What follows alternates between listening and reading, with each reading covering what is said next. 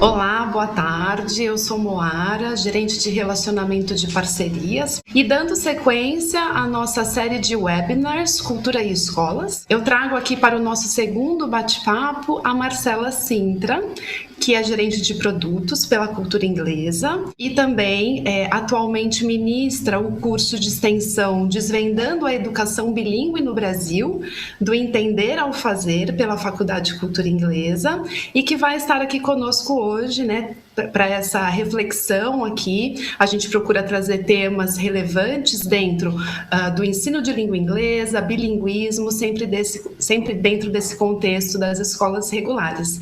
Olá, Marcela, tudo bem? Seja bem-vinda. Obrigada, Moara. Muito obrigada pelo convite. É um prazer enorme estar aqui nesse webinar com você. Muito obrigada a você pela sua presença. A gente está falando um pouco sobre o ensino bilíngue, né? Esse é o nosso segundo bate-papo. E essa questão do ensino bilíngue, formação bilíngue, né, para as escolas regulares, já faz um tempinho, né, que a gente vem falando sobre isso, mas nesse contexto atual que a gente está vivendo, isso tomou uma proporção ainda maior. E eu queria que você começasse, né, nos falando, nos dando aqui a sua opinião sobre o porquê dessa importância e como que ela está hoje dentro desse cenário para as escolas regulares. Muito boa pergunta, Moara, porque realmente no Brasil tem tido uma procura maior agora por escolas bilíngues ou até uma busca das escolas por incluir a formação bilíngue dos seus alunos, né, no currículo.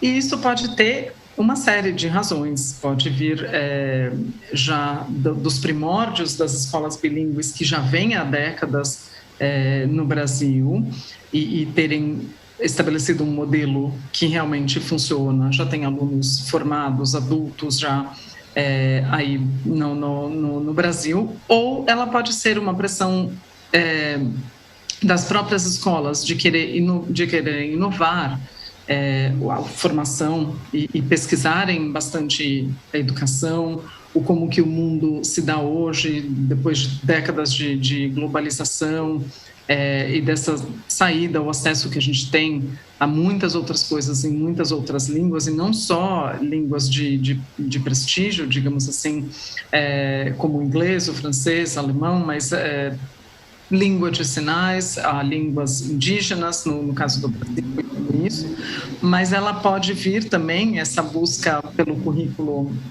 bilíngue, de uma pressão externa, os pais buscarem bastante, os próprios professores buscarem e trazerem isso para a escola, os alunos terem uma vontade maior, por conta do tanto que nós temos feito mais, né, no Brasil, historicamente, de viagens, de buscar uma formação mais diversificada, que nos traga outras possibilidades, e aprender uma língua abre outras não só possibilidades, mas um conhecimento, ainda que eu fique no meu país, que vai me trazer um mundo maior, né? Então essa busca pode ter trazido, e eu acho legal que você perguntou a minha opinião, porque é preciso um estudo e escolha de uma perspectiva bem estabelecida para eu saber exatamente o porquê, né? Mas ele pode vir por diversas razões mesmo, e pode trazer uma série de perspectivas juntas, e hoje culmina que muitas escolas buscam essa formação e muitos pais buscam uma escola que tenha um currículo bilíngue. Muito bacana, Má. Até pensando também nesse contexto de pandemia que a gente está vivendo desde o ano passado, eu acredito que abriu-se as fronteiras muito mais ainda do que anteriormente, né? Quando a gente pensava que para falar com alguém, né, um falante nativo, a gente tinha que viajar. Hoje a gente já vê que essa fronteira foi rompida, então, não sei, eu vejo também um redesenho da necessidade do bilinguismo. Não sei se você quer colocar alguma coisa nesse sentido também. Faz todo o sentido, Moara, porque agora o mundo ele entrou ainda mais nas nossas casas, né? A pandemia, ela trouxe, quando eu falo de oportunidades que a gente tem, ou outros percursos que a gente pode traçar, a pandemia, claro, né, não é fazendo a poliana, mas tem uma série de coisas boas que vieram e podem ficar, que é essa possibilidade de acessar o mundo a partir da sua própria casa, da sua própria tela. Então, isso traz uma perspectiva ainda mais necessária para aprender uma outra língua, estar perto de uma outra cultura, talvez, então trazer essa ampliação do repertório que a gente tem, né? Muito legal. Marcela, você está ministrando hoje, né, um curso, vou até falar aqui o nome certinho, Desvendando a Educação Bilíngue no Brasil, do Entender ao Fazer. É direcionado para algum público específico, né? Conta um pouquinho sobre o curso de extensão. A proposta inicial é um panorama que nos traz um pouco de história e que passa por perspectivas diferentes. Então, quando eu olho no Brasil, eu preciso, por exemplo, falar da perspectiva mais linguística, eu preciso ler Marcelo Marcelino, preciso estudar e entender o que vem de uma outra perspectiva, mas, ao mesmo tempo, eu estudo, eu digo os participantes, né? Eu vou estudar como que trabalha a parte, o sociocultural também, na perspectiva de uma educação bilíngue ou até de um fenômeno bilinguismo, não posso misturar, então vem um terceiro ponto que é diferenciar realmente o que é uma educação bilíngue, o que é o bilinguismo e o que é o sujeito bilíngue, porque não necessariamente eles estão no mesmo contexto ou dentro da escola, ou até numa sociedade. Tudo isso vai depender. Então, a partir desse estudo, do entender algumas perspectivas diferentes, alguns pontos de vista diferentes, estudos diversificados no Brasil e no exterior também, que vão trazer e vão ilustrar o bilinguismo, por exemplo, e também a educação bilíngue e o sujeito bilíngue, claro, trazer essas perspectivas todas e para uma segunda parte do curso que vem a prática, o como eu aplico isso como participante no meu contexto.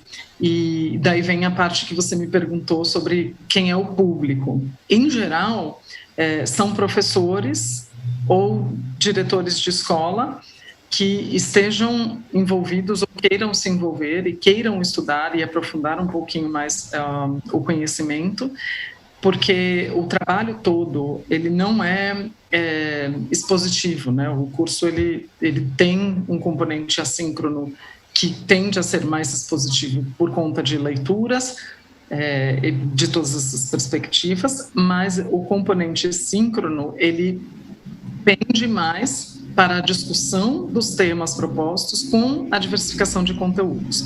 Então, ainda que a minha contribuição como participante seja apenas trazer perguntas, porque eu sou nova, por exemplo, no contexto, ela é válida e ela vai ser muito rica para todo mundo que participa do curso, né? Então, tem o professor que ainda inicia,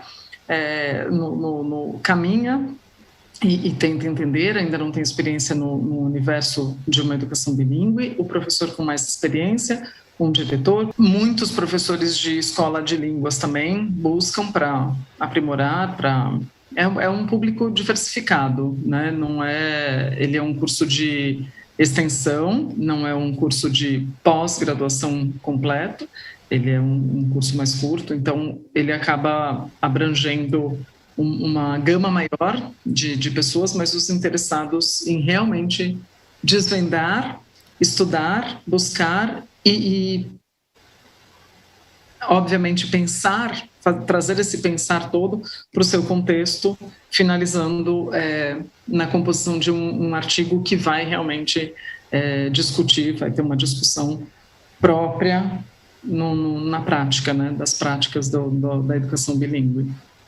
Seguindo um pouquinho aqui do que você falou, eu queria trazer uma pergunta, que é uma pergunta que aparece bastante. Difícil talvez de responder, não sei, mas que fala sobre quais são os requisitos básicos para um programa bilíngue. Em relação aos requisitos ou regras, a gente já tem ciência de um documento, né, que foi elaborado pelo Conselho Nacional de Educação, chamado Novas Diretrizes Curriculares Nacionais para a Educação Bilíngue no Brasil. E esse documento, ainda, né, em processo de homologação, ele traz alguns quesitos quanto à carga horária, ao tipo de programa, o profissional que vai lidar com o programa bilíngue.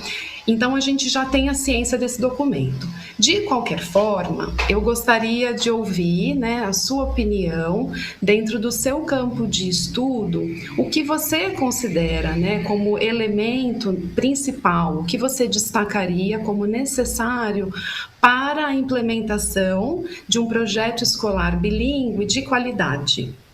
Adoro essa pergunta, e é o que você falou, muita gente tem trazido, né, e tem discutido, perguntado, buscado um pouco mais de informação para desenvolver a escola, o currículo que seja bilíngue, ou até uma formação bilíngue que não necessariamente passe por um currículo. Existem a formação do sujeito, né, bilíngue, e ela tem múltiplas respostas. Por quê? Porque a resposta começa com depende o objetivo da escola.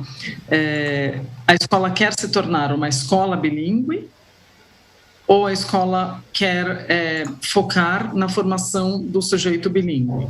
Porque parece que são duas coisas iguais, mas não necessariamente elas são iguais. A escola bilíngue, ela vai exigir da escola, do corpo docente, do corpo discente, na verdade, de todos os envolvidos, que haja uma composição de um currículo que passa por duas línguas, coordenadas, organizadas de uma forma bastante planejada, e não necessariamente acresce apenas a aula da segunda língua. Então, se eu aqui, no nosso caso, falando de língua portuguesa ou a língua inglesa, eu não posso ter um currículo inteiro em língua portuguesa, a aula de inglês depois, e dizer que eu sou uma escola bilíngue.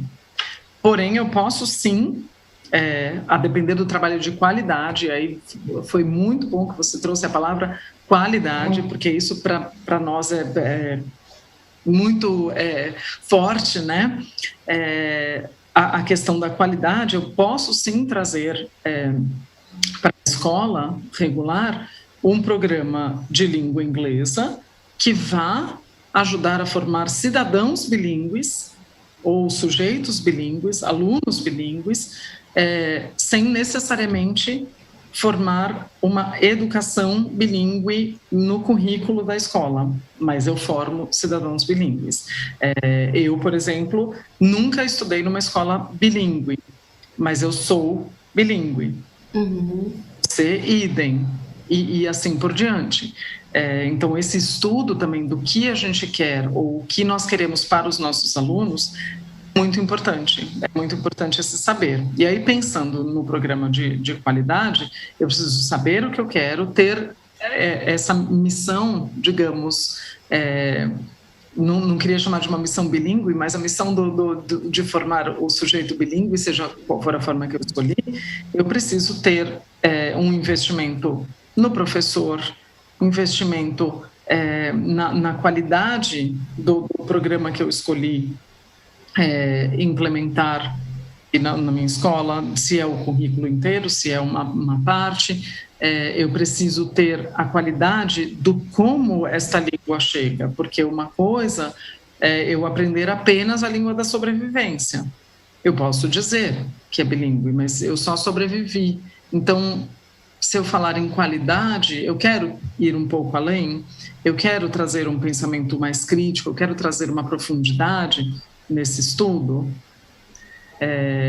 Então, tudo isso é importante, mas eu começo pela formação, investimento do professor, um investimento de tempo para se pensar no programa que venha com qualidade, que tenha uma intensidade adequada para o meu público, que não venha sobrepor outros projetos, ou não é nem sobrepor, mas não venha se opor a outros projetos da escola, mas que venha se juntar e acrescentar de uma maneira positiva para a escola. Isso é importante para esse programa, né? O que a gente acredita é muito importante.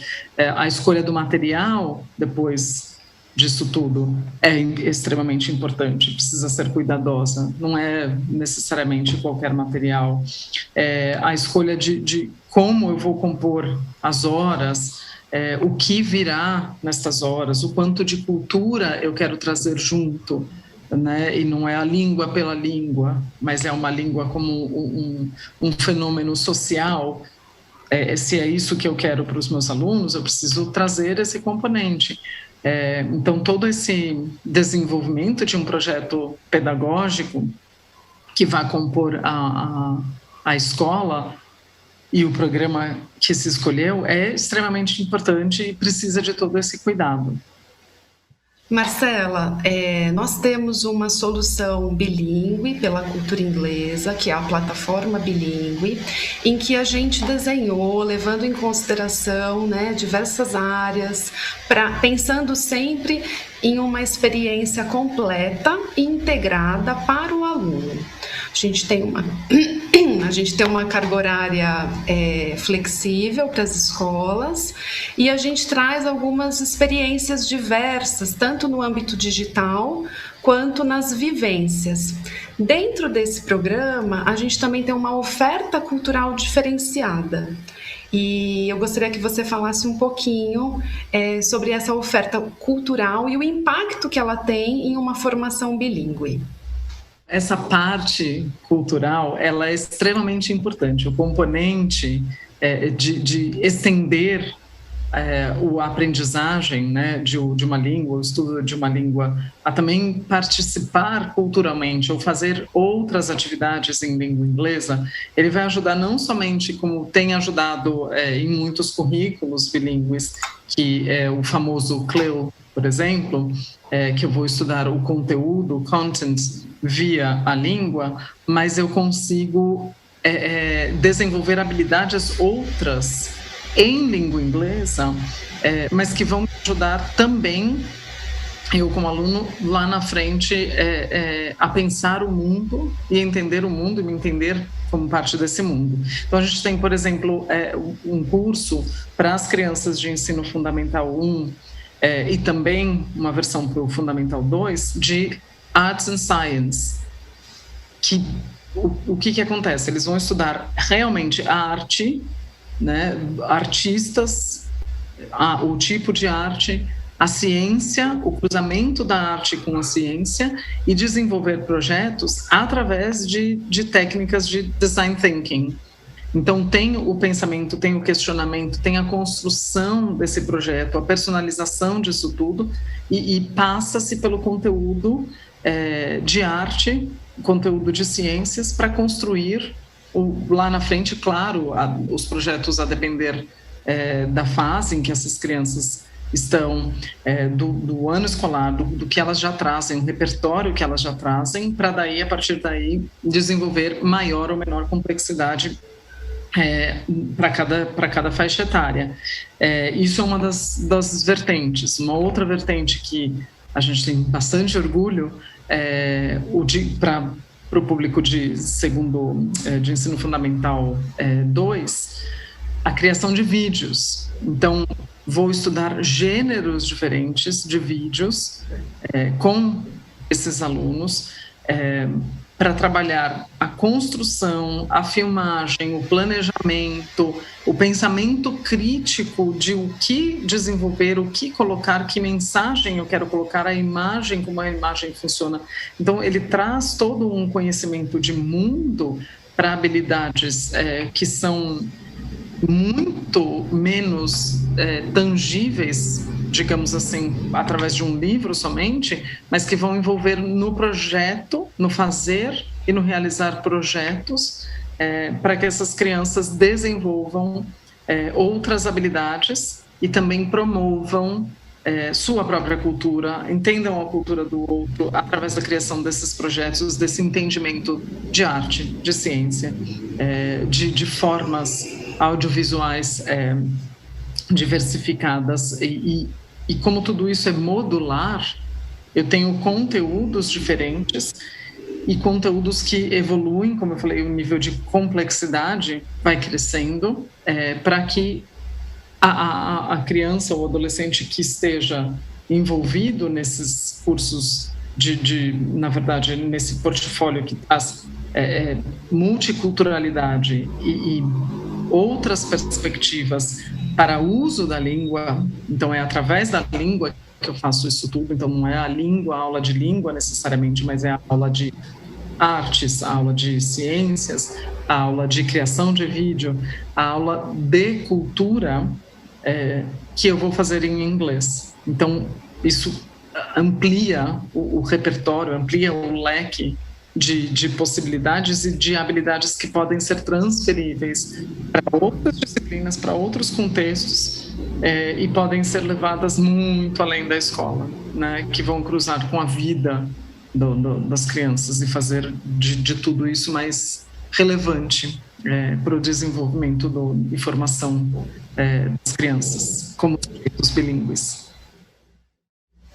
E por tudo isso que você colocou e nos traz, me fez pensar também na experiência do aluno, né, que passa a ser uma experiência significativa, né, Marcela? Porque quando um aluno tem contato com vários conteúdos, né, a língua inglesa como meio de instrução, ele constrói um projeto, né, de forma colaborativa, é o tipo de experiência que marca, né, na nossa educação, aquilo que a gente acaba levando para a vida, né, e não esquecendo depois.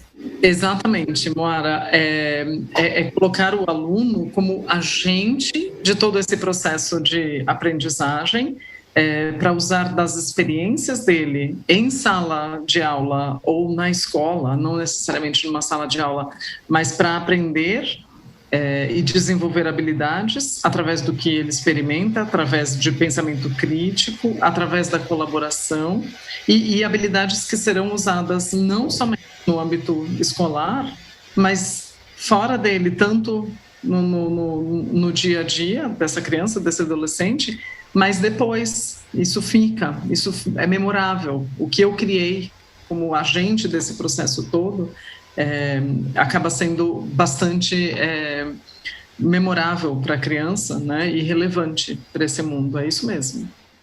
Muito legal. Obrigada, Marcela. Foi muito bacana poder estar aqui, ter esse bate-papo com você. A gente esclareceu algumas questões. Agradeço pela sua presença. Agradeço a todos que estão acompanhando aqui a nossa série de bate-papos trazendo cultura para as escolas. E muito obrigada. Até o próximo webinar, até o próximo mês. Obrigada, Mora. Obrigada, pessoal. Obrigada, um beijo.